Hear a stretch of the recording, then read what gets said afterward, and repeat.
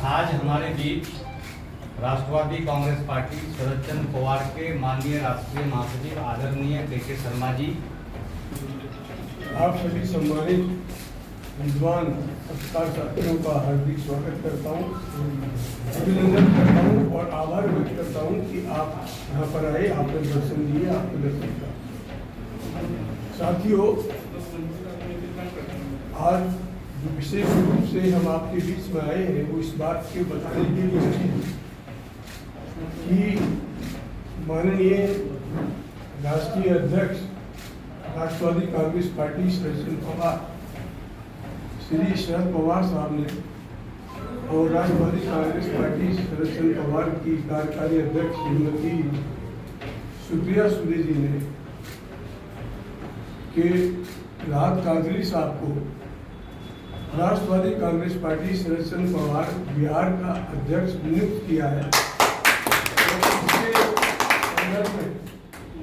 माननीय महामंत्री general secretary Shri Rajiv Jha ji ने इस संदर्भ में एक नियुक्ति पत्र भी जारी किया है, जो अभी आपके सामने प्रेस नोट के साथ प्रस्तुत हो जाए। हम आप सब साथियों के साथ के माध्यम से बिहार की महान जनता का ये आह्वान करना चाहते हैं कि वो देश के महान नेता राष्ट्रवादी कांग्रेस पार्टी शरद चंद्र पवार की राष्ट्रीय अध्यक्ष माननीय शरद पवार साहब की नीतियों और कार्यक्रमों को गांव-गांव तक पहुंचाने के लिए, उनकी सेवा करने के लिए जो राहत काजरी साहब को प्रदेश अध्यक्ष नियुक्त किया है, प्रदेश की जिम्मेदारी सौंपी है, वो उनका सहयोग करेंगे और राष्ट्रवादी कांग्रेस पार्टी गांव-गांव और घर गली और मोहल्ले में पहुंचेगी और राष्ट्रवादी कांग्रेस पार्टी बिहार के अंदर जन आकांक्षाओं का प्रतीक बनेगी। और आने वाले विधानसभा चुनाव में राष्ट्रवादी कांग्रेस पार्टी 100 सीटों पर चुनाव लड़ेगी और निश्चित रूप से बिहार विधानसभा के अंदर अपनी एक अच्छी खासी स्थिति को कब्जा करेगी, ऐसा हमारा यकीन है। इसी शुभकामना के साथ आपका धन्यवाद और राहत काजरी जी को बधाई, अजीत झा साहब को बहुत बहुत बधाई, माननीय पवार साहब को बधाई, सुप्रिया सुले जी को बधाई। धन्यवाद। जय हिंद।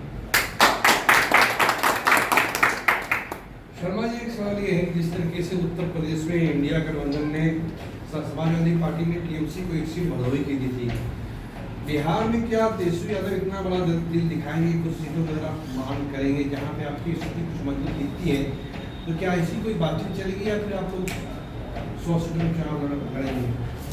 देखिए, मैं बड़ी स्पष्टता के साथ निवेदन करना चाहता हूँ कि पहले हमको अपनी शक्ति का प्रदर्शन करना पड़ेगा कि हमारा जनाधार है बिहार जी। जब हम अपनी ताकत दिखाएंगे तो निश्चित रूप से वोटों का डिवीजन ना हो तो इंडिया गठबंधन के जो भी दल है वो निश्चित रूप से हमसे बात करें। आपको हम बताना चाहते हैं बड़ी विनम्रता के साथ कि पिछले उत्तर प्रदेश की विधानसभा के चुनाव के अंदर भी समाजवादी और राष्ट्रीय लोकदल का जो गठबंधन था उसने भी एनसीपी के साथ एक सीट गठबंधन में जीती, पूरे निश्चय अनुप है, जहाँ से मैं खुद उम्मीदवार।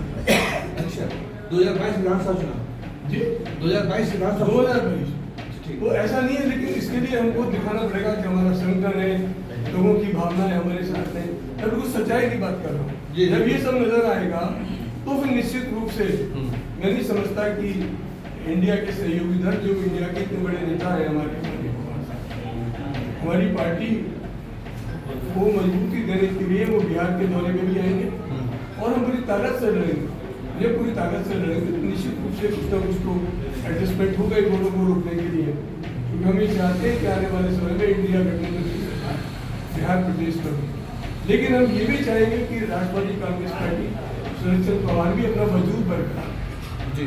ये पार्टी के राष्ट्रीय महासचिव होने के नाते एक सवाल ये है कि जो अभी आपको उतारी छाप मिला हुआ है चुनाव आयोग के जरिए, घड़ी पे कब्जा कब होगा? चूंकि लोकसभा चुनाव में तो आप लोगों ने अपनी ताकत दिखाई है, अजीत पवार तो बहुत झटके में है। बहुत अच्छा प्रश्न किया जी मेरे प्यारे भाई। सवाल घड़ी पे कब्जा करने का या सुतारी पे कब्जा करने का नहीं जी, सवाल है दिलों पे कब्जा करने का जी। कि हम किस तरीके से और आपने देखा कि महाराष्ट्र की महान जनता ने, महाराष्ट्र के महान मतदाताओं ने एक रातों रात नया चिन्ह आया सुतारी, और उस पर 10 में लड़े और 8 सीटों पे जिता दिया, और एक भी कंफ्यूजन में रह गई। दूसरा भी एक वो सुलई जैसा आ गया था, जी बिल्कुल, बोले क्या 50,000 वोट और 30,000 से आ गए। तो 10 में से 9 सीटों पे इतनी निर्णायक लड़ाई लड़ना और 8 चीजों पे विजय प्राप्त करना, ये अपने आप में बड़ी महत्वपूर्ण बात है। और हमारा तो यही है कि जो दिल को फतह कर ले, कोई फातिया जमाना, ईडी, सीबीआई, पुलिस, झूम, फरेब, धोखे से फतेह नहीं होती दिलों के ऊपर। दिल की फतेह लोगों की सेवा, प्यार, मोहब्बत से होती है। और वो हम करने के लिए पूरे देश के अंदर हम घूम रहे। और बिहार की महान राजधानी पटना, जिसने आदिकाल से एक रास्ता दिखाया भारत की राजनीति को, उसकी धरती पर हम आपको सहयोग मांगने के लिए आपके बीच में। के शर्मा जी, एक समय था कि यहाँ पे 4-5 विधायक हुआ करते थे। एनसीपी से तारिक अनवर साहब सांसद भी रहे, लेकिन विगत करीब 1 दशक में न तो आपकी पार्टी की कोई यहाँ पे गठबंधन हुआ भी तो कोई आपको सीट नहीं मिली, जो पहले उन्होंने कहा। तो ये फिर इसको कैसे पार करेंगे? और दूसरी बात, जो पार्टी जो फार्म यहाँ बटी हुई है, इसको कैसे पाटेंगे? आपने कहा कि कार्यकर्ता पार्टी का विस्तार होगा, तो क्या रणनीति होगी आपकी? देखिए, हमारी रणनीति वही है सीधी कि हम लोग पार्टी संगठन को पहले अपने गांव स्तर तक और बूथ स्तर तक ले जाएंगे।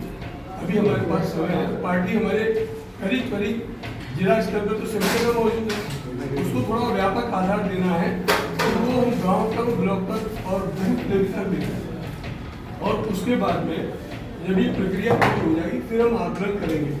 जैसा कि मैंने कहा कि हम लोग कम से कम 16 सीटों पर चुनाव की तैयारी कर रहे हैं, और उसके बाद फिर बिहार में गठबंधन का सवाल है, ये देखा जाएगा बात की बात है। अभी तो हम लोग अपनी लड़ाई और अपने संगठन को मजबूती कर रहे हैं, अपनी विधानसभा की तैयारी कर रहे हैं। और अगर आपका सहयोग रहा बिहार की महान जनता का आशीर्वाद, तो बिहार विधानसभा में निश्चित रूप से हम एक अच्छा खासा स्थान बनाने में सफल है। हम लोग जब यहाँ पे आते हैं तो एक बात साफ तौर पे लोगों से चर्चा होती है और कहते हैं कि पार्टी का संगठन विस्तार हम लोग करना चाहते हैं, जो आपके सिपाही हैं, जो नेता हैं, लेकिन उनके पास एक जो संसाधन की कमी है, उसका रोना रोते हैं वो हमेशा वो लोग। तो ये संसाधन की व्यवस्था भी कैसे होगी? हम पूरे संसाधन के साथ तन मन धन से लड़ेंगे और आपके आशीर्वाद को, आपकी शुभकामनाओं को ग्रहण करने का पूरा प्रयास करेंगे। जन स्वराज पार्टी है, वो भी इस बार बिहार में, तो जो जन स्वराज पार्टी 2 अक्टूबर को जो आएगी, वो भी इस बार विधानसभा चुनाव लड़ रही है, तो इसको आप किस तरीके से? देखिए, चुनाव तो कोई भी लड़ सकता है, कोई भी पार्टी लड़ सकती है, सबको लोकतंत्र में अधिकार है, लेकिन उसको कितना लोगों का आशीर्वाद मिलता है, कितने लोगों को चरणों की धूल मिलती है, कितनी उनको एमएलए की सीट मिलती है, तो जनता के विवेक पर निर्भर है। और ये उम्मीद करेंगे कि हम सबसे ज़्यादा सीटें हम लोगों को मिलेंगी।